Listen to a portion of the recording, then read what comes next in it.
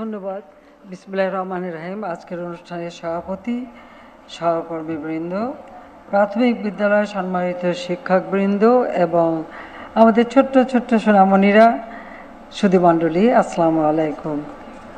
প্রাথমিক শিক্ষা পদক 2023 প্রদান ও জাতীয় প্রাথমিক শিক্ষা সপ্তাহ 2024-এর উদ্বোধন উপলক্ষে আয়োজিত এই অনুষ্ঠানে যারা উপস্থিত, আমি সকলকে আমার আন্তরিক ধন্যবাদ জানাই, শুভেচ্ছা জানাই, এবং যারা উপস্থিত নয়, আমাদের প্রাথমিক বিদ্যালয়ের শিক্ষক ছাত্র যারা বিভিন্ন জায়গায় রয়েছেন, তাদের সকলকেও আমি আমার আন্তরিক অভিনন্দন জানাচ্ছি, শুভেচ্ছা জানাচ্ছি। যে সকল শিক্ষার্থী আজকে আমার ছোট ছোট সোনামণিরা পদক পেয়েছেন এবং বিশেষ করে শিক্ষক এবং বিভিন্ন পর্যায়ের কর্মকর্তারা যারা আজকে পুরস্কৃত হয়েছেন, তাদের সকলকেই আমার আন্তরিক অভিনন্দন জানাই এবং শুভেচ্ছা জানাই। বাংলাদেশ আমাদের দেশ, স্বাধীন দেশ, আর এই স্বাধীনতা আমরা অর্জন করেছি যার নেতৃত্বে সর্বকালের সর্বশ্রেষ্ঠ বাঙালি জাতির পিতা বঙ্গবন্ধু শেখ মুজিবুর রহমান। আমি তার প্রতি শ্রদ্ধা জানাচ্ছি। শ্রদ্ধা জানাই মহান মুক্তিযুদ্ধে আমরা বিজয় অর্জন করেছি।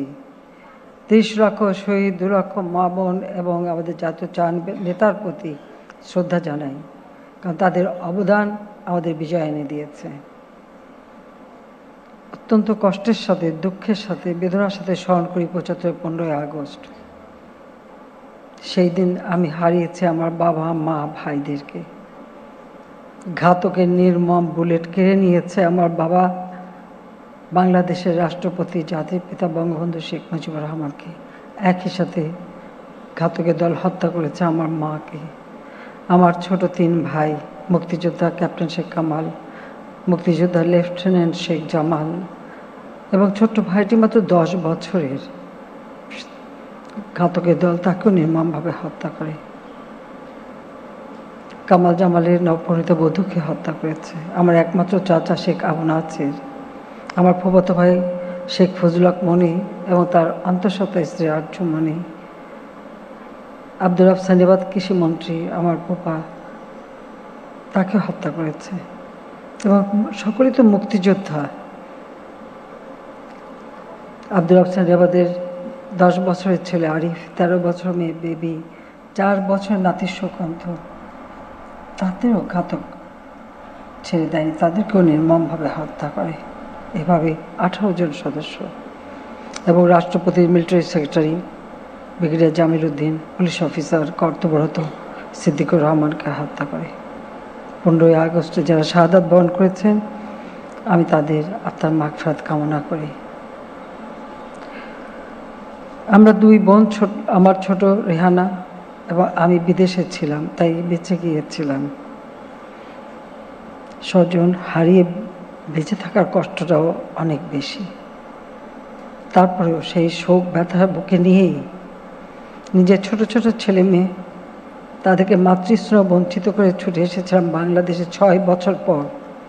কারণ 6 বছর আসতে পারিনি। জাতির পিতা বঙ্গবন্ধু শেখ মুজিবকে হত্যা করে যারা ক্ষমতা দখল করেছিল অবৈধভাবে, তারা আমাদেরকে আসতে দেবে না। কিন্তু 6 বছর পরে যখন আমার দল বাংলাদেশ আওয়ামী লীগ আমাকে সভাপতি নির্বাচিত করে এবং জনগণের সমর্থনে আমি একরকম জোর করেই ফিরে আসি। আমার কোনো অধিকার ছিল না বিচার চাওয়ার। বাবা, মা, ভাই হত্যার বিচার আমরা চাইতে পারিনি। আইন করে বন্ধ করা হয়েছিল, খুনিদেরকে পুরস্কৃত করা হয়েছিল, কিন্তু সাজা যাতে না হয় তার জন্য আইন করা হয়েছিল যে তাদের বিরুদ্ধে কেউ মামলা করতে পারবে না।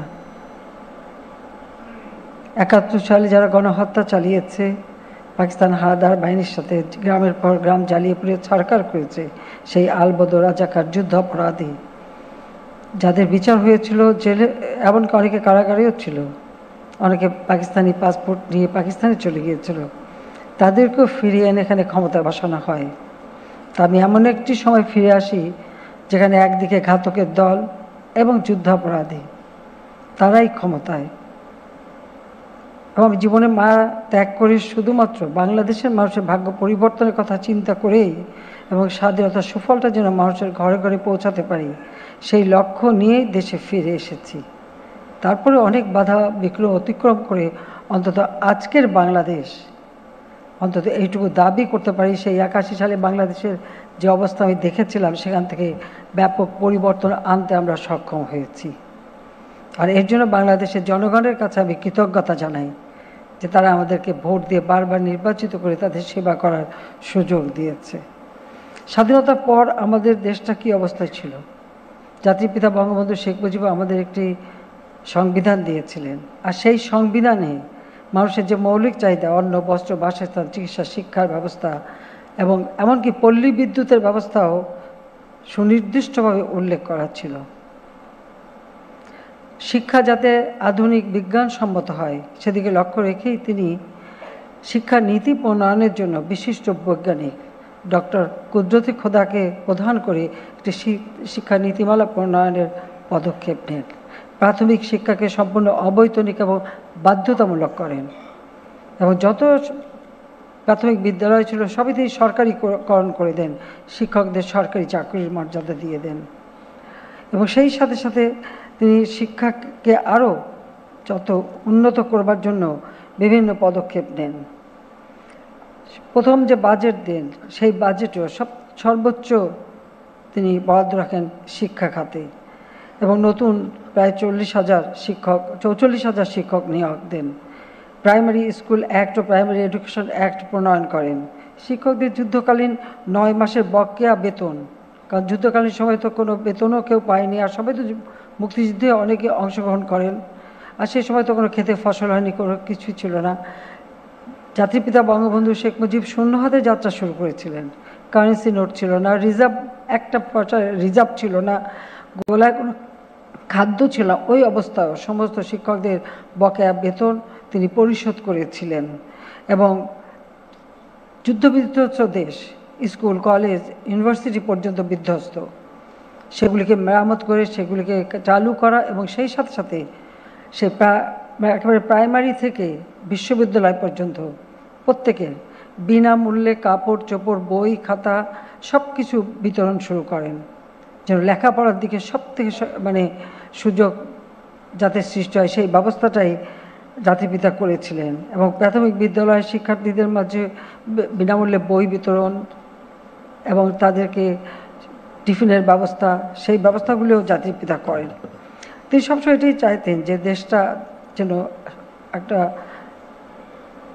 প্রতিটি শিশুর যে একটা সুশিক্ষিত হয়ে এই দেশটাকে উন্নত করতে পারে, সেটাই জাতির পিতা বঙ্গবন্ধু শেখ মুজিবের লক্ষ্য ছিল।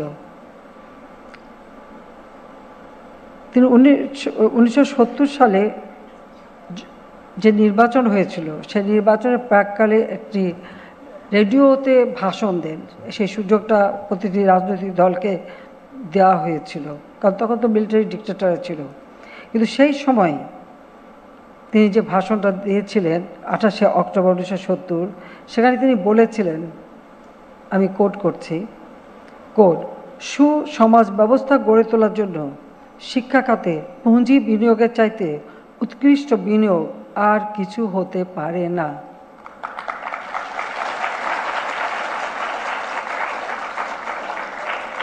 জাতীয় উৎপাদনের শতকরা কমপক্ষে 4 ভাগ সম্পদ শিক্ষা খাতে ব্যয় হওয়া প্রয়োজন বলে আমি মনে করি। কলেজ ও স্কুল শিক্ষকদের, বিশেষ করে প্রাথমিক শিক্ষকদের বেতন উল্লেখযোগ্যভাবে বৃদ্ধি করতে হবে। নিরক্ষরতা অবশ্যই দূর করতে হবে। 5 বছর বয়স্ক শিশুদের বাধ্যতামূলক অবৈতনিক প্রাথমিক শিক্ষাদানের জন্য একটা ক্র্যাশ প্রোগ্রাম চালু করতে হবে। আনকোড। তিনি যে শুধু বলে দিয়েছিলেন তা নয়, সেটা কিন্তু তিনি বাস্তবায়নও করেছেন এবং এটাই আমাদের পাথেয়, চলার পথের পাথেয়। 15ই আগস্ট জাতিপিতাকে হত্যার পর আসলে বাংলাদেশ একটা বিধ্বস্ত বাংলাদেশ তিনি গড়ে তুলে যখন আর্থসামাজিক উন্নয়নের পথে দেশকে এগিয়ে নিয়ে যান, তখনই তো 15ই আগস্ট আমাদের জীবনে ঘটলো এবং তারপর থেকে সব কিছু যেন স্থবির হয়ে গেল। যাক, 21 বছর পর আওয়ামী লীগ সরকার আসার সুযোগ পেয়েছে এবং সরকারি এসেই আমরা জাতির পিতা সেই নির্দেশিত পথে আমরা দেশের উন্নয়নের পদক্ষেপ নেই এবং সেই সময় যতগুলি স্কুল আমরা প্রাইমারি পেয়েছিলাম সব আমরা সরকারিকরণ করে দিই। শিক্ষকদের আমরা সরকারি চাকরির মর্যাদা দিই এবং আমরা একটি গণমুখী যোগ্য উপযোগী শিক্ষা নীতিমালাও প্রণয়ন করি। পাশাপাশি সেই সময় আমাদের দেশে কেউ কম্পিউটার চালাতোই না, জানতোই না। এই কম্পিউটার শিক্ষা দেওয়া এবং কিভাবে এই আধুনিক প্রযুক্তি জ্ঞান সম্পন্ন আমরা আমাদের দেশের জনগোষ্ঠী গড়ে তুলব সেই পদক্ষেপও আমরা নিয়েছিলাম। সেই সময় আমরা সব স্কুলে কম্পিউটার দিতে পারিনি, কিন্তু আমরা অনেকগুলি গাড়িতে করে মোবাইল কম্পিউটার ল্যাব তৈরি করে গ্রামে গ্রামে বিভিন্ন জায়গায় জায়গায় পাঠিয়ে দিতাম। ওখানে বসে যেন ছেলেমেয়েরা অন্তত কিছুটা এর সঙ্গে একটা পরিচিত হতে পারে এই নতুন প্রযুক্তি সম্পর্কে এবং সমস্ত ট্যাক্স যা যা ছিল সব আমরা হ্রাস করে সহজলভ্য করে দিই আমাদের দেশের ছেলে মেয়েদের জন্য। যা এবং আমাদের যত টেলিফোন সেগুলি অ্যানালগ ছিল সেটাকে ডিজিটাল করে দিই, অর্থাৎ প্রযুক্তির দিকে আমরা এগিয়ে যাই। হাতে তো সময় পেয়েছিলাম মাত্র 5টা বছর, এর মধ্যে যতটুকু করা এবং প্রতিটি গ্রামে যাতে স্কুল থাকে, প্রতিটি 2 থেকে 2.5 কিলোমিটারের মধ্যে যোগাযোগ ব্যবস্থা, মানে আমাদের তো খাল বিল নদী নালার দেশ, সেটা মাথায় রেখে প্রতিটি অঞ্চলে নতুন নতুন স্কুল প্রতিষ্ঠা করা। প্রাইমারি স্কুল কিছু কিছু স্কুল ছিল 1 কামরা, সেগুলো আমরা 3 কামরা করে দিই। সেইভাবেই আমরা আমাদের প্রাথমিক শিক্ষাটাকে আরও সামনের দিকে এগিয়ে নিয়ে যাই এবং বাজেট শিক্ষা খাতে বাজেট বরাদ্দ আমরা 66% বৃদ্ধি করি। আর পাঠ্যপুস্তকও আমরা বিনা পয়সায় দেওয়া শুরু করে দিই। প্রতিটি বিদ্যালয়বিহীন গ্রাম এবং পাশাপাশি কয়েকটি গ্রাম মিলে একটা জায়গায় করলে যেন সব গ্রামের লোকরা কাছাকাছি ছেলেমেয়েরা পড়াশোনা করতে পারি, সেই পদক্ষেপ নিয়েও আমরা এই স্কুল প্রতিষ্ঠা করা শুরু করি। আমাদের উপবৃত্তি আমরা চালু করি, কারণ আমি যখন 81 সালে আসি সারা বাংলাদেশে ঘুরি, দেখতাম বাচ্চারা ঘুরে বেড়াচ্ছে, স্কুলে পাঠায় না। আমি অনেক সময় গ্রামে মাদেরকে জিজ্ঞাসা করেছি যে বাচ্চাদের স্কুলে পাঠান না কেন? তারা বলছে স্কুলে পাঠায় কী হবে, যদি একটু কাজ করে তো অন্তত 10টা টাকা তো কামাই করে আনতে পারে। তা আমি জিজ্ঞেস করতাম যে আমি যদি সেই টাকাটা দিয়ে আপনি স্কুলে পাঠাবেন আপনার ছেলে মেয়েকে? তো গ্রামের মানুষ কিন্তু খুব বেশ ভালোভাবে খুব শক্তভাবেই কথা বলে। যখন আমি জিজ্ঞেস করলাম যে আমি যদি এই টাকাটা দিয়ে দিই তা আপনি কি আপনার বাচ্চাকে স্কুলে পাঠাবেন? আমাকে সোজা উত্তর দিল, তাই পাঠাবো না কেন? তাই পাঠাবো না কেন? তা আমি বললাম ঠিক আছে, আমি যদি কখনো যেতে পারি ক্ষমতায় অবশ্যই আমি এই ব্যবস্থা করব, কিন্তু আমার বাচ্চাদের স্কুলে পাঠাতে হবে। তো আমরা কিন্তু সরকারে আসার পরে ঠিক সেই ব্যবস্থায় নিয়েছিলাম। মায়ের নামে আমরা মোবাইল ফোন তো পরে আমরা আনতে পারলাম আরও, কিন্তু তখনই কিন্তু আপনারা জানেন যে 3টা কোম্পানিকে আমরা মোবাইল ফোন দিয়ে দিয়েছিলাম। এবং আমরা যখন মাদের নামে এই উপবৃত্তির টাকাটা দিতে শুরু করি, আমরা দেখলাম 20 লক্ষ মায়ের কোনো মোবাইল ফোন ছিল না, যেটা আমরা নিজেরা কিনে দিয়ে দিয়েছিলাম। তাছাড়া আমরা বিভিন্ন শিশু ভর্তির হার বৃদ্ধি করা, শিশু শ্রম যাতে বন্ধ হয় তার ব্যবস্থা নেওয়া, ঝরে পড়া বন্ধ হয় তার ব্যবস্থা নেওয়া, 4000 স্যাটেলাইট বিদ্যালয় নির্মাণ, প্রাথমিক শিক্ষা উপবৃত্তি প্রদান চালু এবং এ সমস্ত পদক্ষেপ আমরা নিয়েছিলাম। মাত্র 45% ছিল আমাদের সাক্ষরতার হার। আমরা একই দিকে যেমন প্রত্যেকটা জেলাকে নিরক্ষরতা মুক্ত করবার একটা কর্মসূচি হাতে নিই, নিরক্ষরতা মুক্ত জেলা করার জন্য সেখানে বয়স্কদের শিক্ষার জন্য আলাদা ব্যবস্থা, বিভিন্ন এনজিও এবং অন্যান্য প্রতিষ্ঠানকে তাদের কাজে লাগিয়ে বয়স্কদের স্বাক্ষর জ্ঞান দেওয়ার ব্যবস্থা নিয়েছিলাম। আর তাছাড়া বাচ্চাদের স্কুলে সেই ব্যবস্থা আমরা করি, যার ফলে আমরা প্রায় 65.5% আমাদের সাক্ষরতার হার বৃদ্ধি করি।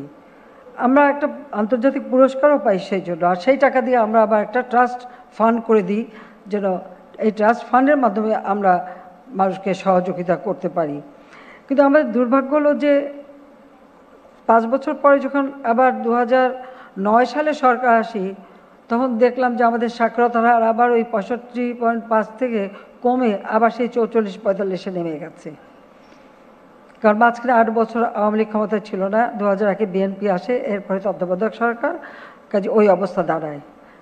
এরপরে আমরা এই 2009 সরকার আসার পর থেকে এখন যে পদক্ষেপ নিয়েছি তাতে আমাদের সাক্ষরতার হার আমরা আমাদের এই মাত্র কিছুদিন আগে যে হিসাবটা বেরোলো, এর আগে ছিল 76.8 এখন সেটা দেখা যাচ্ছে প্রায় 78 উন্নীত হয়ে গেছে।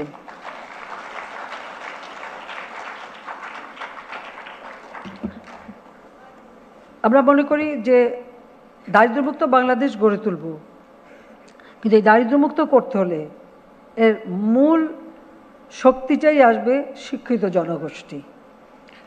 শিক্ষাই দেবে একটা দেশকে দারিদ্র্যমুক্ত করার সব ধরনের সুযোগ, আমরা সেটাই মনে করি। আমাদের মেয়েদের অংশগ্রহণ খুব কম ছিল স্কুলে, আমরা মেয়েদের জন্য বিভিন্ন সুযোগ সুবিধা করে দিই, ছেলে মেয়ে উভয়ের জন্য, যেমন স্যানিটারি ল্যাট্রিন করা, ওয়াশরুম আলাদা পৃথক ওয়াশরুম করা, এবং মেয়েরা যাতে স্কুলে যেতে পারে তার জন্য সুব্যবস্থা করি। আজকে আমি খুব আনন্দিত যে আমাদের দেশে এখন মেয়েদের স্কুলে যাওয়ার সংখ্যা 98.25% বৃদ্ধি পেয়েছে, আর ঝরে পড়ার হার সেটাও কমে গেছে, এখন মাত্র 13.15। এবং সেই সাথে আমাদের যারা বিশেষ চাহিদা সম্পন্ন শিশু তারাও যাতে একই সাথে পড়াশোনা করতে পারে, এবং এই ছোট্ট ছোট বাচ্চাদের ছোটোবেলা থেকে এই শিক্ষা দিতে হবে। যেমন আমরাও ছোটোবেলা আদর্শ লিপিতে পড়েছি, কানাকে কানা বলিও না, একথা তো আমরা সবসময় পড়েছি যে কানাকে কানা বলিও, খোড়াকে খোড়া বলিও না। হ্যাঁ, এই বাচ্চারাও আমাদের বাচ্চাকাল থেকেই যদি কোনো একটা ছেলে মেয়ে যদি প্রতিবন্ধী হয় বা অটিস্টিক হয় বা বিশেষ চাহিদা সম্পন্ন হয়, তাদেরকে আপন করে নেওয়া, তাদের কাছে সাথে থাকে, একসাথে চলা এবং তাদের প্রতি সহানুভূতিশীল হওয়া, এটা ছোট শিশু বয়স থেকেই সেই শিক্ষাটা দেওয়া। এই জন্যই আমরা এটাই চেয়েছি যে সমন্বিতভাবে সবার জন্য শিক্ষার দ্বার উন্মোচন করে দেওয়া, যাতে করে তাদের ভিতরে এই মানবিক গুণাবলী যত সৃষ্টি হয় সেই ব্যবস্থা করা। আমাদের নারী ক্ষমতায়নের জন্য আমরা অনেক কাজ করি। আমি 96 সালে সরকারের আর একটা পদক্ষেপ নিয়েছিলাম যে প্রাথমিক বিদ্যালয়ে যে শিক্ষক নিয়োগ হবে তার 60% আমাদের নারী হতে হবে, সে ব্যবস্থাটা আমরা করে দিয়েছি। ফলে আজকে আমাদের মানে নারী শিক্ষারও প্রসার ঘটেছে, বাবা মাও স্কুলে পাঠায়, আর সেই সাথে সাথে কর্মসংস্থানের ব্যবস্থা হয়েছে এবং উচ্চশিক্ষার সুযোগ সৃষ্টি হয়েছে, সে ব্যবস্থাটাও আমরা নিয়েছি। এই 15 বছরে প্রাথমিক বিদ্যালয়ে মহিলা শিক্ষকের সংখ্যা 3 গুণ বৃদ্ধি পেয়েছে, এটা প্রায় 4,07,055 জনে উন্নীত হয়েছে। এমনি আমাদের প্রাথমিক বিদ্যালয় প্রায় 1,18,891টা প্রাথমিক বিদ্যালয় এখন সারা বাংলাদেশে আছে, আর 6,57,203 জন শিক্ষক, এর মধ্যে 4,03,191 জন মহিলা শিক্ষক। কাজী সেদিক থেকে আমি মনে করি যে আমাদের দেশটা এগিয়ে যাবে, এটাই। কারণ আমরা সবসময় চাই যে আমরা একটা সুষম, জনকল্যাণমুখী, সার্বজনীন, মানসম্মত শিক্ষা ব্যবস্থা করতে চাই।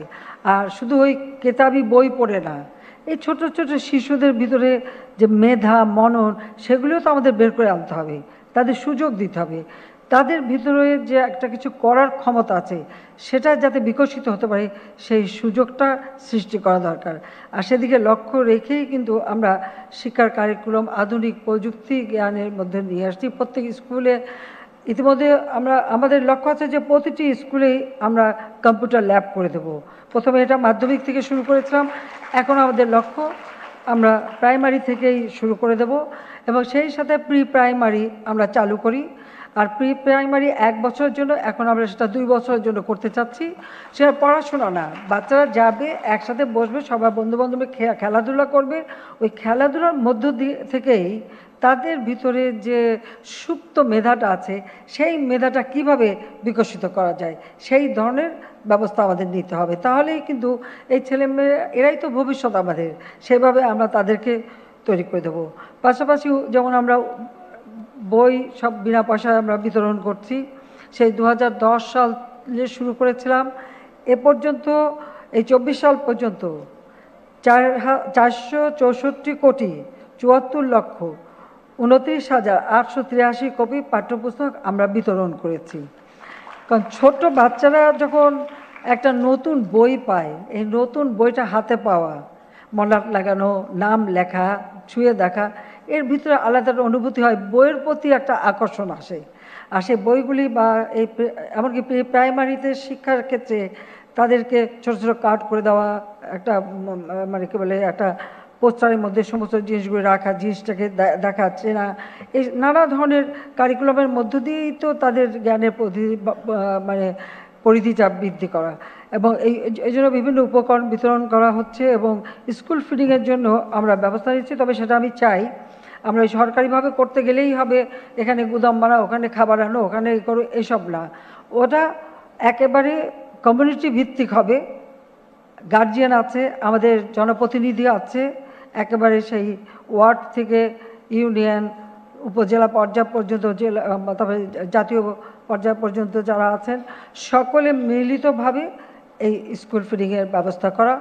অথবা মায়েদের নামে যেহেতু আমরা উপবৃত্তি পাঠাচ্ছি, তাদেরকে আমরা টিফিন বক্সও দিয়েছি, তারাও পাঠাতে পারে।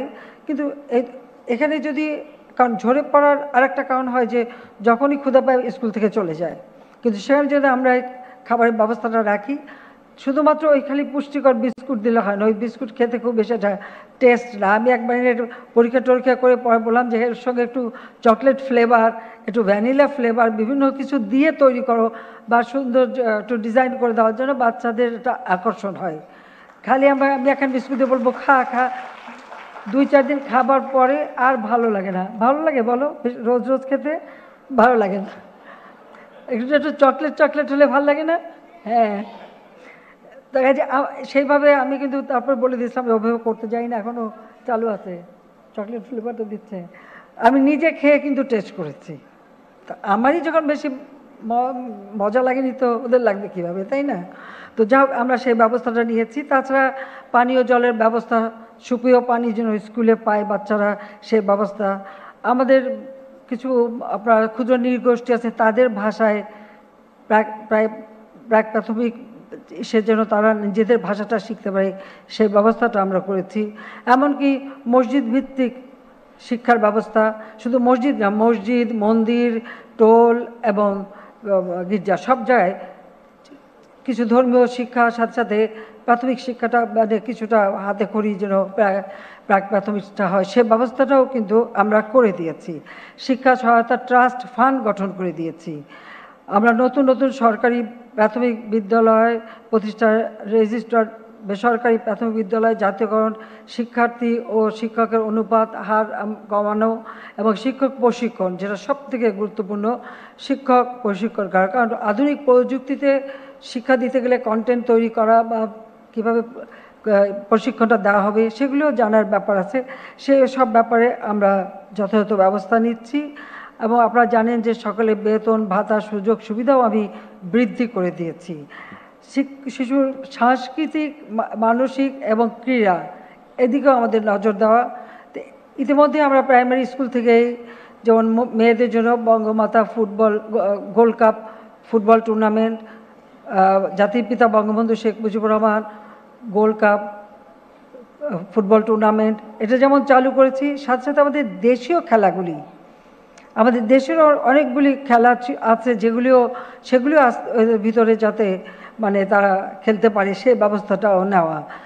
প্রত্যেক উপজেলায় একটা করে মিনি স্টেডিয়াম করে দিচ্ছি। এই মিনি স্টেডিয়াম অর্থাৎ এটা একটা খেলার মাঠ, যেটা যে কোনো স্কুল বা যে কোনো প্রতিষ্ঠান যে কোনো সময় ব্যবহার করতে পারে, বাচ্চাদের খেলাধুলা করাতে পারে, প্রতিযোগিতা করাতে পারে। সেই উদ্দেশ্য নিয়ে কিন্তু প্রতি উপজেলায় একটা করে মিনি স্টেডিয়াম নির্মাণ, যেন 12 মাস বাচ্চারা খেলাধুলার ভিতরে থাকতে পারে এবং সেইভাবে ব্যবস্থা করা, সেটাও আমরা করে দিচ্ছি। ইতিমধ্যে প্রায় অনেক উপজেলা হয়ে গেছে, পর্যায়ক্রমিকভাবে সব উপজেলায় আমরা করে দেবো। সেখানে স্কুলের আন্তঃ স্কুল প্রতিযোগিতা হবে। আন্তঃ স্কুল প্রতিযোগিতার মধ্য দিয়ে কিন্তু অনেক আমাদের ভালো ভালো খেলোয়াড়ও চলে আসবে। বিভিন্ন খেলাধুলা, নানা ধরনের সাংস্কৃতিক চর্চা, গান বাজনা, সাংস্কৃতিক চর্চা, কবিতা পাঠ থেকে শুরু করে সব কিছু। এখানে আমাকে একজন বলে যে কবিতা পাঠ করবে, ও একটু ব্যবস্থা দিতে যখন সাংস্কৃতিক অনুষ্ঠান হবে, ঠিক আছে। তো এইভাবে তারপরে শরীর চর্চা, সব প্রশিক্ষণই বাচ্চা কাল থেকে দিলে পরে তারা ধীরে ধীরে উঠে আসবে। সবথেকে বড় কথা হচ্ছে আজকের যুগটা হচ্ছে প্রযুক্তি যুগ। কাজে এই কম্পিউটার শিক্ষা আমরা যেমন ল্যাব করে দিচ্ছি, তাছাড়া কম্পিউটার ট্রেনিং এবং ইনকিউবেশন সেন্টারও করে দিচ্ছি। তো সেইভাবে আমরা এই আধুনিক প্রযুক্তি জ্ঞান সম্পর্ক একটা জনগোষ্ঠী আমরা গড়ে তুলতে চাই, সেই দিকে লক্ষ্য রেখে আমাদের সব ধরনের ব্যবস্থা আমরা নিয়েছি। আমরা জাতির পিতা বলেছেন বাংলাদেশ আমাদের সোনার দেশ, কাজে তিনি সোনার বাংলা গড়তে চেয়েছিলেন। আর সেই সোনার বাংলা দেশ করবার জন্য সোনার বাংলা গড়ার যারা কারিগর তারা কারা? এই আমার শিশুরাই তো ভবিষ্যতে হবে। তোমরা হবে না? হ্যাঁ, আমরা যেমন ডিজিটাল বাংলাদেশ, আজকে ডিজিটাল বাংলাদেশ আমরা করে দিয়েছি। কোভিড-19-এর সময় যখন লেখাপড়া করতে পারতো না, আমরা তখন অনলাইনে অথবা টেলিভিশনের মাধ্যমে আমরা শিক্ষার ব্যবস্থা করেছিলাম, যেন কোনো মতে লেখাপড়াটা নষ্ট না হয়। কিন্তু এখন ডিজিটাল সিস্টেম সারা বাংলাদেশে আমরা বঙ্গবন্ধু স্যাটেলাইট 1 উৎক্ষেপণ করেছি। আমরা ব্রডব্যান্ড লাইন ওয়াইফাই কানেকশন সারা বাংলাদেশে দিয়ে দিয়েছি এবং পর্যায়ক্রমিকভাবে প্রত্যেকটা ইউনিয়নে যাবে। আমরা এ পর্যন্ত যতগুলি দিয়েছি, বাকি কিছু আছে সেটা আমরা করে দেবো।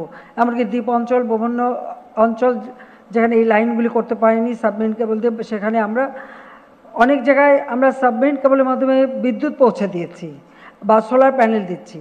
আর সেইভাবে যেন আমাদের এই স্যাটেলাইটের মাধ্যমে কিন্তু আজকে তথ্য যোগাযোগ প্রযুক্তি চালু হয়ে গেছে। কাজে সেই ক্ষেত্রে আমি মনে করি যে প্রযুক্তির মাধ্যমে শিক্ষা এটা বিশ্বকে জানার একটা সুযোগ হবে এবং সেইভাবে শুধু বই পড়ে না, স্বচক্ষে দেখে শিক্ষা নেওয়া। এই ছোট্টবেলার থেকে যত বেশি তারা শিখতে পারে ততই ভালো। আর ছোটরা পারে, আমরা বুড়োরা যতটা পারি না তারা একটু বেশিই পারে, তাদের খুব বেশি শিখতে হয় না, এটাও বাস্তব কথা, সেটাও আমি দেখেছি। কাজে আমি এটাই বলবো যে সকলকে এইভাবেই এক হয়ে কাজ করলে আমরা এই দেশটাকে এগিয়ে নিয়ে যেতে পারবো। আজকে আমি এটাই চাই যে আমাদের বাংলাদেশ স্মার্ট বাংলাদেশ করে উঠবে, তাহলে আমাদের স্মার্ট সিটিজেন হবে, smart government, smart economy, smart society. অর্থাৎ এই যে প্রযুক্তি জ্ঞান সম্পন্ন দক্ষ জনশক্তি, এই ছোট্টবেলার থেকেই, শিশুকাল থেকেই ধীরে ধীরে তারা সেইভাবে গড়ে উঠবে, দেশপ্রেমে উদ্বুদ্ধ হবে এবং দেশের উন্নয়নে তাদের চিন্তাভাবনা তারা আরও নতুন নতুন উদ্ভাবনী শক্তি দিয়েই দেশকে সামনের দিকে এগিয়ে নিয়ে যাবে, সেটাই আমি চাই। কাজে আজকের শিশু আগামী দিনের নাগরিক, যারা একদিন এদেশে কর্ণধার হবে। এই শিশুদের মধ্য দিয়ে তো একদিন কেউ প্রধানমন্ত্রী হবে, মন্ত্রী হবে, বড় বড় সরকারি চাকরি করে বৈজ্ঞানিক হবে। এমনকি আমরা তো এখন শুধু আমরা এখন আছি, একসময় তো আমাদের চাঁদেও যেতে হবে, চাঁদও জয় করতে হবে। আর সেই বিজ্ঞান সম্পন্ন জ্ঞান, সেই জ্ঞানটা আমাদের শিশুরা যাতে এখন থেকে পায় তার জন্য ব্যবস্থা করতে হবে। ইতিমধ্যে আমি ইউনিভার্সিটি করে দিয়েছি, এয়ারোস্পেস এবং এভিয়েশন ইউনিভার্সিটিও করেছি, অ্যারোনটিক্যাল সেন্টার করে দিয়েছি, গবেষণা এবং সেই সাথে। তো এখন থেকে আমাদের শিশুদেরকে সেইভাবে উদ্বুদ্ধ করতে হবে। যে আমি এটি বিশ্বাস করি যে আমার আজকের শিশুরা আগামী দিনে আমার স্মার্ট বাংলাদেশের পরিচালক হিসেবে এবং সেই পরিচালনা দায়িত্ব তারাই নেবে, সেটাই আমাদের আশা। এবং 2041 সালের মধ্যে হবে স্মার্ট বাংলাদেশ, আর 2100 সালের ডেল্টা প্ল্যানও করে দিয়েছি, যেন প্রজন্মের পর প্রজন্ম তারা যেন একটা সুন্দর জীবন পায়, সেটাই আমার লক্ষ্য। কাজে সেই লক্ষ্য নিয়েই আমাদের শিশুদের শিক্ষায় দীক্ষায়, সংস্কৃতি চর্চা, খেলাধুলা সব দিকে যেন তারা উপযুক্ত নাগরিক হিসেবে গড়ে ওঠে, সেটাই আমরা করতে চাই। আর তা করার জন্য যা যা করণীয় অবশ্যই আমরা তা করব। আমি প্রাথমিক শিক্ষা পদক 2023 বিজয়ীদের আবারও আন্তরিক অভিনন্দন জানাই এবং সকলকে আবারও ধন্যবাদ জানাই। এবং আমি সুকান্তের একটা কবিতা দুটি লাইন দিয়ে আমি উদ্বোধন করছি। সুকান্ত বলেছিল, এ বিশ্বকে এই শিশুর বাসযোগ্য করে যাব আমি, নবজাতকের কাছে এ আমার অঙ্গীকার।